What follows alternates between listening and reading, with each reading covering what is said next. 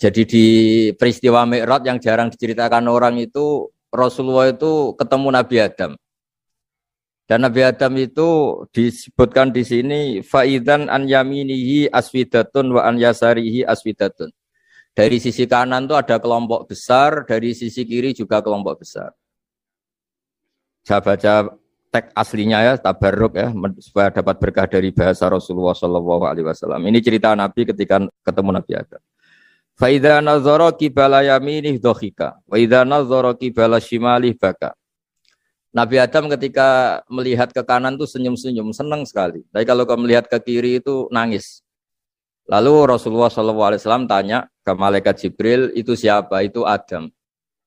Dan yang kelompok di kanan itu ahli surga, maka beliau kalau melihat senang sekali, dan kalau yang di kiri itu ahli neraka, kalau beliau melihat itu susah sekali. Artinya apa? Betapa susahnya jadi Nabi Adam itu. Jadi kalau misalnya ada koruptor ketangkep gitu ya, yang nangkep ya cucunya, yang ditangkep juga cucunya.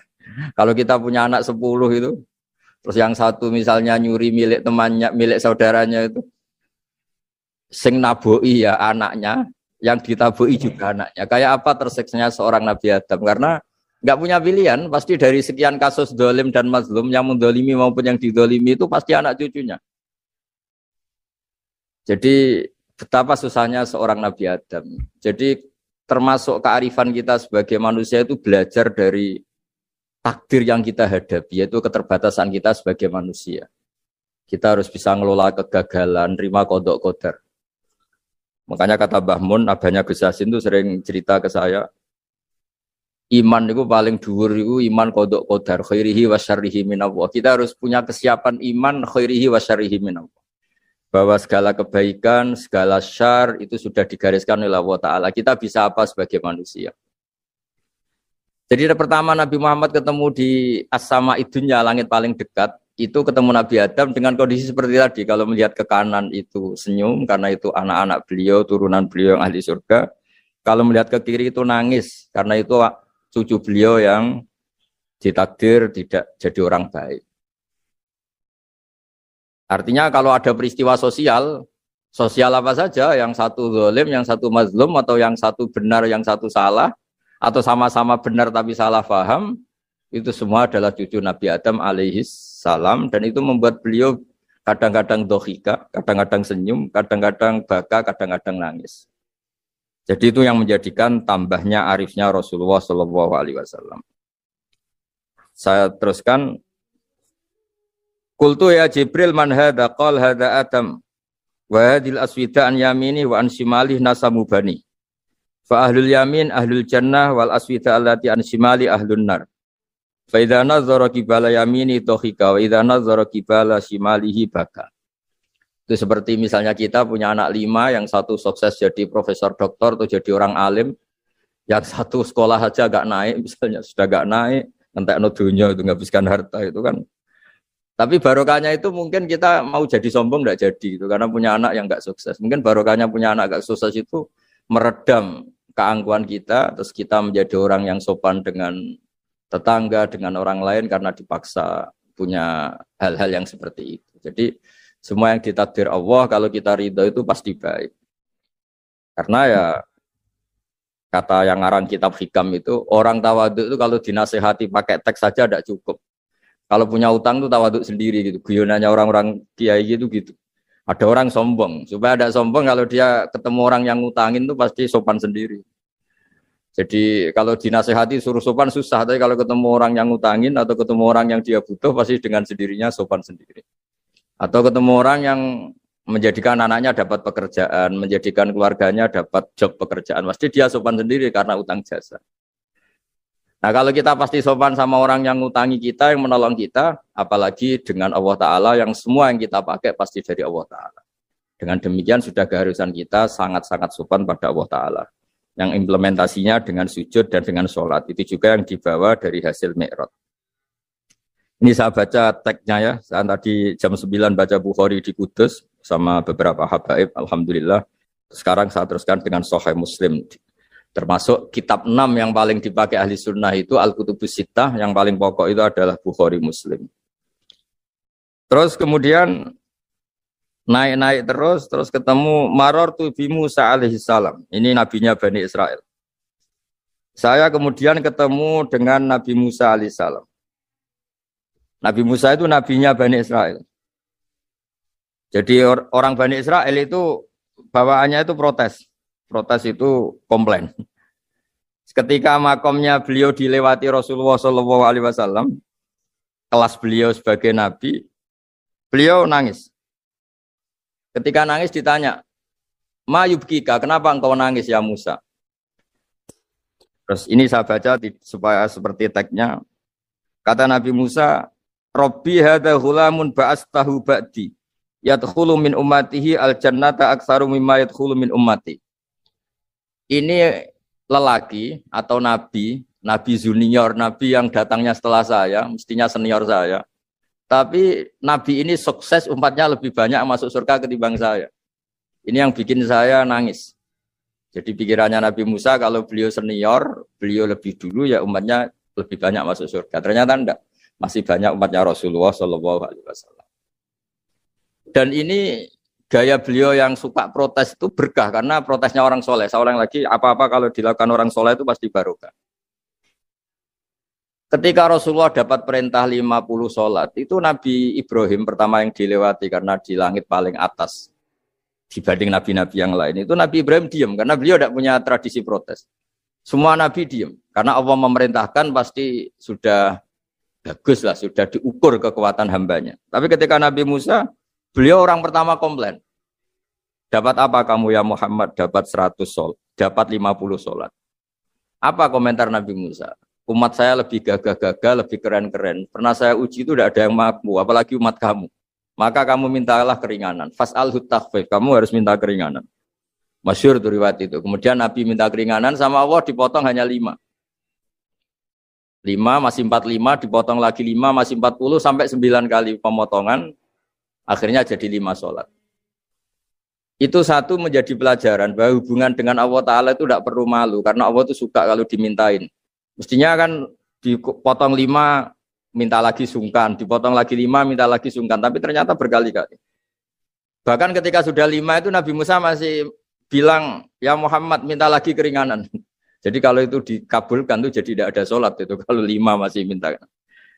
Nah, sampai Rasulullah itu tanya ke Jibril. Ya Jibril, bagaimana dengan gaya komplainnya Nabi Musa? Hiddah itu sering komplain. Jawabnya malaikat Jibril, ya roh hiddata. Allah tahu betul tentang komplainnya Musa dan Allah senang. Ya karena bawaan beliau begitu. Ini penting saya utarakan bahwa dalam Islam itu orang yang lemah lembut, yang samahah, Allahun halim kayak Nabi Ibrahim itu juga Allah suka. Yang suka komplain tapi demi hak, bukan demi konflik. Saya ulang lagi, demi hak, bukan demi konflik. Juga Allah suka. Itu kita menjadi dapat sholat yang hanya 5, itu barokahnya komplainnya Nabi Musa. Karena kita yang lemah ini diukur dengan umat beliau yang kuat, ternyata umat beliau tidak kuat.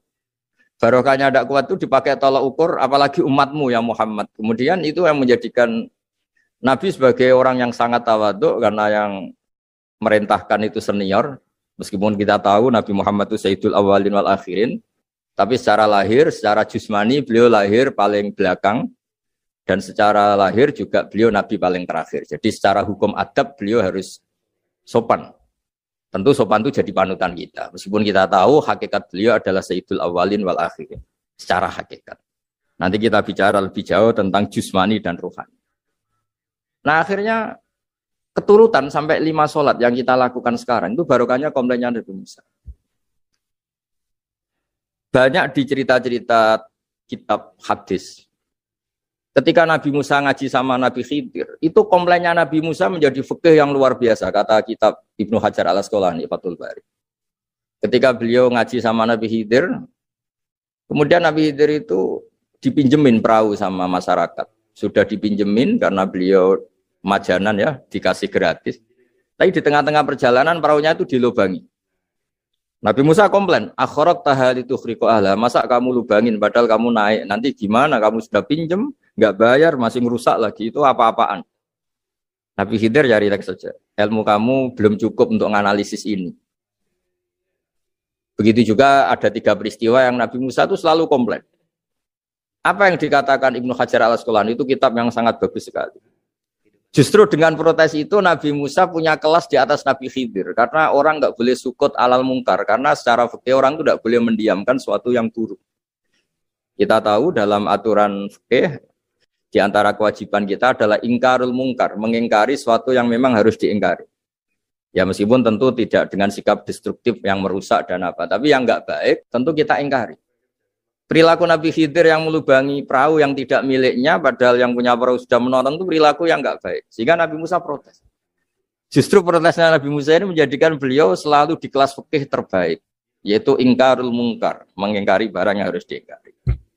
Tapi tentu Nabi Khidir juga enggak salah, karena beliau punya perhitungan, di depan nanti itu ada begal-begal, ada kekuatan yang enggak baik, yang selalu akan membegal perahu-perahu yang kondisinya sempurna. Nabi Khidir punya perhitungan, kalau ibarat mobil ini spionnya kok enggak dipecah, enggak diambil, itu termasuk mobil bagus, pasti digarong. Tapi gara-gara spionnya dipecah dulu sama Nabi Khidir, terus depannya dilumuri apa supaya enggak menarik, ini selamat. Jadi perhitungannya Nabi Khidir, wa kana wara'uhum maliku ya'khudhu kulla safinatin ghusba. Di beberapa tafsir diartikan safinah ay sholihah, karena di depannya nanti akan ketemu orang-orang yang dolim, yang selalu ngambil perahu-perahu yang bagus. Caranya gimana supaya perahu itu gak diambil? Ya karena mereka hanya ngambil yang bagus, ya dirusak dulu supaya gak bagus. Kalau ya gak bagus nanti lolos dari garong tadi, dari pengambilan secara dolim tadi. Jadi Nabi Khidir gak salah karena ada visi seperti itu. Nabi Musa protes juga gak salah karena memang tugasnya fikih itu ingkarul mungkar, mengingkari barang yang memang gak benar. Nah, di sini seperti yang dikatakan Gus Yassin, kita harus bisa ngelola perbedaan, ngelola beda sudut pandang dan sebagainya. Sehingga kita selalu dapat nikmat Allah Ta'ala, wa allafa baina qulubihim, nikmat yang kita asik, kita hidup asik, nyaman. Doa-doa bapak-bapak saya, guru-guru kita sering ijazahi setiap ketemu teman atau keluarga disuruh berdoa, Allahumma alif baina qulubina wa aslih dzata bainina. Semoga hubungan kita dengan orang lain itu baik-baik saja dan semua konflik kita dibenahi oleh Allah Subhanahu wa taala. Karena kita tidak pernah tahu ya, kita miskin kadang dianggap problem karena takut membebani tetangga. Tapi kita kaya juga kadang dianggap problem karena orang lain takut kalah dengan kita. Kita tidak pernah tahu cara pandang orang lain. Jadi kadang-kadang kita menang gitu, sama yang senang dikira kita pemikir serius. Tapi sama yang nggak senang dikira kita merengut. Kita guyon, kata yang senang itu luar biasa. Kita dianggap orang yang ceria. Bagi yang nggak senang dianggap arogan. Jadi kita tidak pernah bisa ngelola pikiran orang lain. Nah, barokahnya rahmat Allah yang tidak terbatas kita seperti ini. Dan itu digambarkan oleh Allah Ta'ala ketika ketemu antar Nabi. Itu cara pandang ya beda-beda. Nabi Ibrahim itu kalau melihat orang yang nggak benar, itu ya ngendikannya faman tabi'ani fa innahu minni wa man asani fa innaka ghafurur rahim. Ya Allah, yang ikut saya ya karuan kelompok saya, yang tidak ikut saya semoga engkau banyak mengampuni mereka. Nabi Nuh beda sekali cara pandang. Nabi Isa ubudiyah murni. Ketika melihat orang yang enggak benar, beliau tidak ngambil sikap. Beliau ngendikan intu adzibhum fa innahum ibadu. Kalau engkau siksa nggih monggo Gusti, wong itu hamba-hamba jenengan, itu terserah jenengan. Wa in taghfir lahum, kalau engkau ampuni nggih monggo, jenengan yang punya pertimbangan lebih bijak. Dan itu yang dalam banyak hadis ketika Rasulullah SAW melihat umatnya di akhir zaman yang macam-macam, Nabi ngambil sikap kayak sikapnya Nabi Isa. Sebagian riwayat Nabi mengatakan fa'aqulu kama qalal abdus soleh.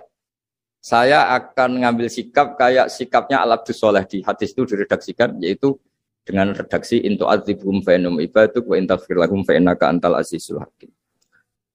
Ya saya teruskan.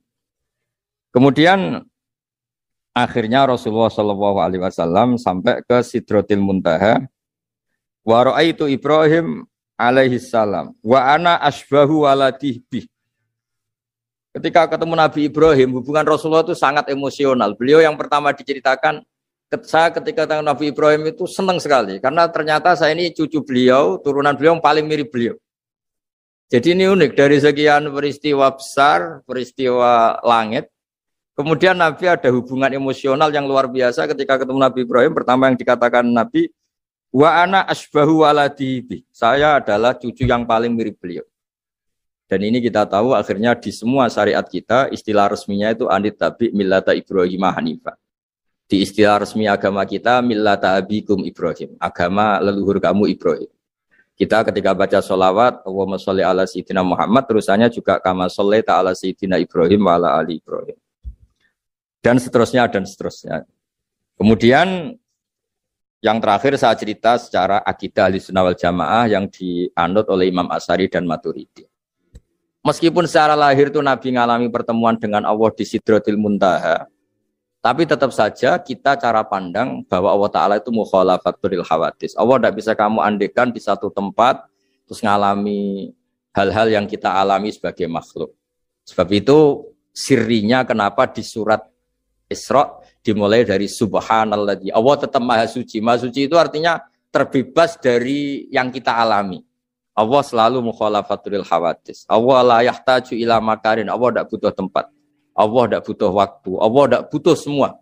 Karena Allah itu qayyum, Allah itu qiyamuhu binafsihi, berdiri sendiri. Allah tidak butuh aras, Allah tidak butuh kursi. Tapi eksistensi kursi yang butuh Allah. Allah tidak butuh aras, tidak butuh kursi, tidak butuh langit. Semuanya itu berdiri karena Allah. Bukan sebaliknya Allah berdiri di atas semuanya. Sehingga kita mulai kecil diajari Allah itu siapa? Al-Qayyum. Kalau bahasa kita, qiyamuhu binafsihi. Selalu berdiri sendiri dan Allah itu al-ghaniyul mutlak, enggak butuh yang lain. Di sini pentingnya selalu Nabi ngendikan subhanallah wiridanya tetap Allah itu maha suci, Allah maha besar, Allah maha agung, dan keagungannya diantara ditandai dia punya sifat yang tidak sifat kita. Dia punya keabadian yang tidak bisa kita miliki. Dia punya semuanya yang tidak kita miliki. Itu sebab itu dimulai subhanalladzi asra bi abdi lailam minal masjidil haram. Jadi kata subhana ini maha suci itu maha suci dari tempat, dari waktu, dari apa saja. Meskipun Allah punya adat, punya sunnah, memperlakukan hambanya itu dengan logika atau bayangan yang dibayangkan seorang hambanya. Sehingga seakan-akan kita ini ya ketemu, seakan-akan kita bisa ini melihat. Sehingga di surga disebut kita ini melihat Allah. Tapi semua ahli sunnah mengatakan, tapi kamu melihat Allah itu tetap saja bila kaifin walan khisorin, tidak bisa terus menciri itu bisa membatasi sifatnya Allah itu begini-begini tidak bisa. Tetap Allah itu la tudrikul absar wa huwa yudrikul absar. Tapi kita bisa disebut melihat dengan kemakhlukan kita yang profan di surga disebut melihat. Tapi bukan melihat yang kayak kita melihat antar makhluk yang terus bisa apa itu cerita detail, cerita spesifik, cerita apa tidak bisa. Tetap la tudrikul absar. Ini hebatnya ulama-ulama kita selalu cerita Mi'raj, cerita nazar ila wa fil jannah, melihat Allah di surga, tapi bersamaan dengan itu selalu cerita Allah itu mukhalafatul hawadis, Allah itu laisa kamitslihi syai'un. Kemudian khusus para bunyai atau mbak-mbak yang hafal Quran, memang saya setuju bahasa Arabnya itu hafidhot. Meskipun sebetulnya menurut disiplin itu agak salah. Karena dulu itu orang hafal Quran namanya hamalatul Quran. Tapi problemnya untuk perempuan di Indonesia hamil itu ya kita tahu maknanya apa. Sehingga secara bijak diganti apa? Hafidhat. Karena kalau hamilat, hamil mesti pikirannya orang itu ya bunting. Jadi nanti gak ada bedanya yang hafal Quran sama enggak. Jadi ini saya baca semua lengkap. Saya baca Arabnya terus saya terjemah dengan bahasa Indonesia. Supaya bahwa perilaku kita, kenapa wadduha baca takbir, kemudian mengakhiri wa ulaika humul muflihun, terus cara khataman itu semuanya musalsal ila Rasulillah sallallahu alaihi wasallam. Bapak saya itu dulu ngaji sama mbahnya Neng Ima itu sama Badullah Salam. Sebelumnya ngaji sama buyut saya dari Ibu Kiai Zubaidi. Jadi ini penting saya utarakan, jadi sanad itu penting. Sekarang banyak pondok Quran itu hanya dilatih pakai kaset. Tapi karena nasional ya namanya pondok Quran. Kamu ngeritik nanti dikira hasud. Kalau setuju itu merusak tradisi karena nggak ada apa? Sana. Kalau diam manusia kok tidak punya sikap, ya sudah gitu aja nanti jadi fitnah. Ini saya baca ya. Bismillahirrahmanirrahim. Wa qatit tafaqat al-khufadhu ad-dhihni wa ghairuhu. Bi an hadits takbiri lam yarfa'u ila nabi sallallahu alaihi wasallam illa al-basir. Farwaina anhu bi'asani tamu ta'addidatin annahu qala sami'tu Ikrimah bin Sulaiman yaqul qara'tu ala Ismail bin Abdillah al-Makki. Falamma balaghtu wadduha qala li kabbir inda khatimati kulli suratin hatta takhtima. Jadi ini riwayat Qiraah Ibnu Katsir yang dipakai kita semua. Ketika ngaji sama gurunya, wadduha selesai, kata gurunya, kabir, kamu harus baca takbir. Ini dengan kalimat Allahu Akbar. Fa inni qara'tu ala Abdillah bin Katsir, falamma balaghtu wadduha qala li kabir. Saya ngaji sama Abdul bin Katsir juga diperintahkan demikian. Abdul bin Katsir ngaji sama guru-gurunya, di antaranya Imam Mujahid, fa'amarahu bidzalik, ya disuruh seperti itu.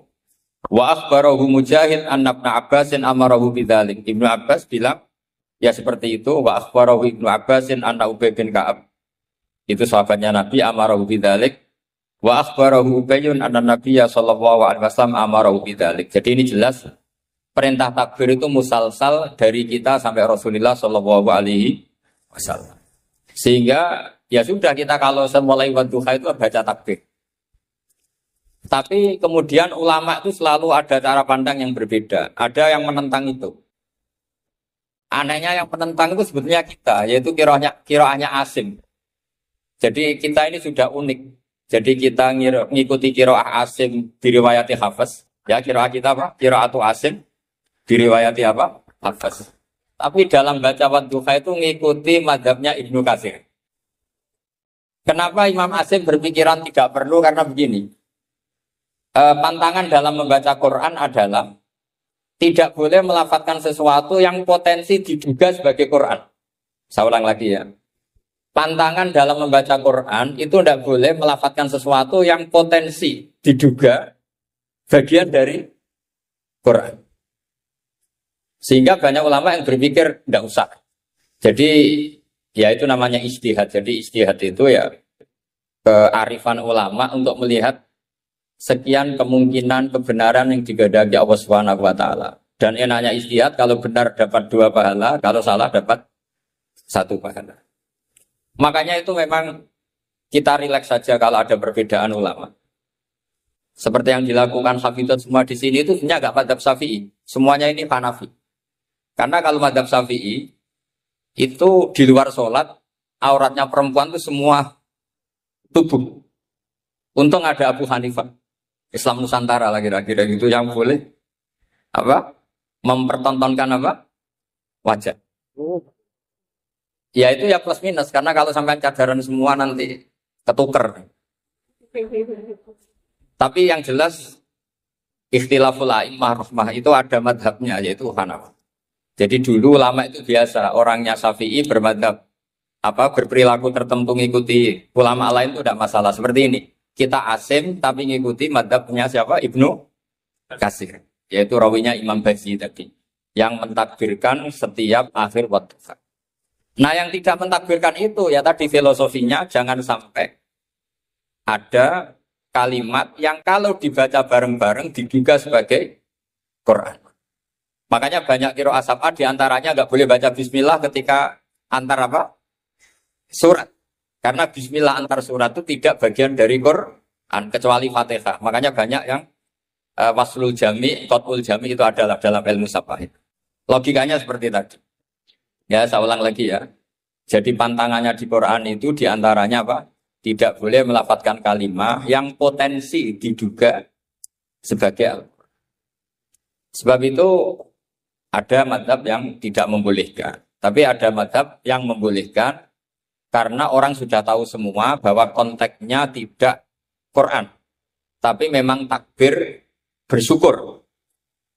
Ya jelas ya, jadi ini penting supaya secara kesanatan jelas. Terus sekarang tentang takmil ya, alinea kedua. Takmilun. Yaitu tadi kenapa setiap khataman justru diakhiri dengan wa ulaika humul muflihun, tidak terus anas berdoa enggak. Takmilun fi masaila tata'allaqu bil khatmi. Al-ula sabatan nasu anil makki min riwayatil Bazi wa kumpul wa ghairihima. Anaman qara wa khatama ila akhirin nas qara al-Fatihata wa ilal muflihun min awalil Baqarah. Jadi justru setelah khataman, ya saya ini hanya bantu ya. Artinya saya yakin semua hafidhot melakukan itu. Tapi kan nggak tahu referensinya di mana. Nanti dikira di primbon, makanya ini saya tunjukkan. Nah, Setelah saya tunjukkan potensinya jenengan tidak punya kitabnya. Makanya tak bantu tak fotokopi. Jadi saya sebelum datang ke sini kemarin saya fotokopi. Karena saya datang ke sini yang nyuruh Mbah saya, Mbah Bumi Maftuhah. Saya itu jarang mau hadir di acara umum kecuali kalah tua. Makanya jangan berharap ngundang saya. Kalau sampai tidak lebih tua ketimbang saya insya Allah tidak mau. Jadi yang merasa tidak mbah saya mohon tidak ngundang saya. Tapi kalau ada mbak-mbak yang merasa mbah saya, ya saya mau. Tapi dia harus siap mendadak tua. Karena jadi mbah saya. Saya ulang lagi ya, ini supaya jelas. Saya mohon nanti keluarga-keluarga yang mungkin kurang jelas minta keluarganya pasti ada yang paham kitab, paham baca. Yang jelas ini di kitab Hoisun Naf'i yang dipakai lajnah internasional dalam mentasih mushaf, termasuk kata pengantar di semua mushaf internasional. Dan mencari di akhir lajnah itu biasanya ada kata pengantar. Di antaranya merujuk kitab yang dikarang Imam Sofakusi. Itu yang ngarang kitab Hoisun Naf'i. Sarahnya kitab Satibi. Ya, Satibi di ilmu qiraat itu ibarat Nawawi dalam mazhab Syafi'i. Jadi semua riwayat tentang qiraat sab'ah itu semuanya nginduk namanya Imam siapa? Satibi. Satibi sebetulnya nginduk sama Abi Amrin Ad-Dani. Terus sampai seterusnya sampai ke Imam Sab'ah. Nah, kalau sampean tanya, kenapa justru yang menjadi qiraat masyhurah itu justru Imam Asim? Padahal dia orang Kufah. Kenapa tidak Imam Nafi' padahal beliau qari'un madaniyun? Kenapa tidak Ibnu Katsir padahal beliau qari'un makkiyun? Padahal pusat Islam itu di Mekah dan di mana? Madinah. Karena begini ceritanya. Sayyidina Ali karramallahu wajhah itu akhirnya sakanal Kufah. Beliau keluar dari Madinah berdomisili di mana? Kufah. Dan di situ diikuti oleh akabiru ashabi Rasulillah. Oleh sahabat-sahabat Nabi yang senior-senior termasuk Abdul bin Mas'ud. Sehingga pelajaran Quran itu paling banyak di Kufah. Termasuk yang ngaji namanya Habib, ini nama orang kan? Abdullah bin Habib As-Sulami bin Abdirrahman. Lah yang ini itu punya murid namanya Imam Asim. Sehingga karena Akhodal Asim an Abdullah bin Abdirrahman As-Sulami, ini terus langsung sanatnya Ali, kalau langsung sampai Sayyidina Ali. Jelas ya? Karena Sayyidina Ali itu punya murid paling alim namanya Hasan Basri, hidup di Basrah. Sehingga kalau kita belajar nahwu itu perkhilafan lughat fusha justru antara orang Kufah dan orang apa? Basrah. Karena ada migrasi para sahabat ke Kufah dan apa? Basrah. Lama-lama jadi Qubbatul Islam. Terus lahirlah Baghdad. Makanya ketua wali itu tidak di Mekah tapi malah di Baghdad.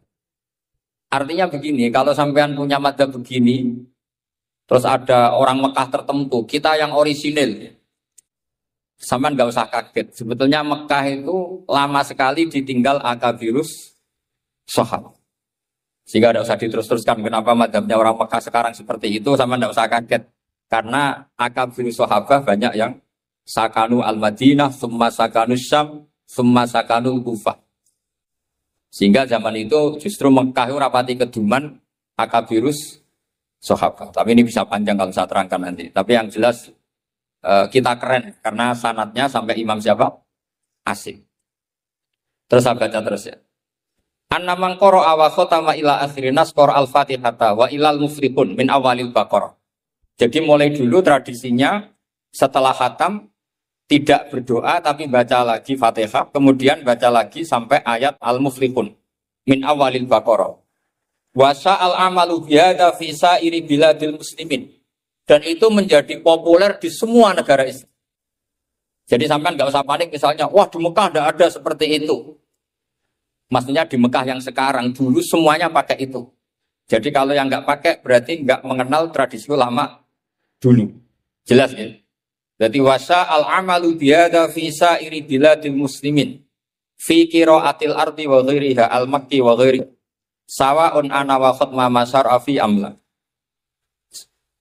walahum ala dzalika adillatun minha ma huwa ma'thurun an nabi sallallahu alaihi wasallam, dan itu ada dalil dari Rasulullah, wa minha ma huwa anis salaf wa minha ma huwa anil muqtada bihim minal khalaf.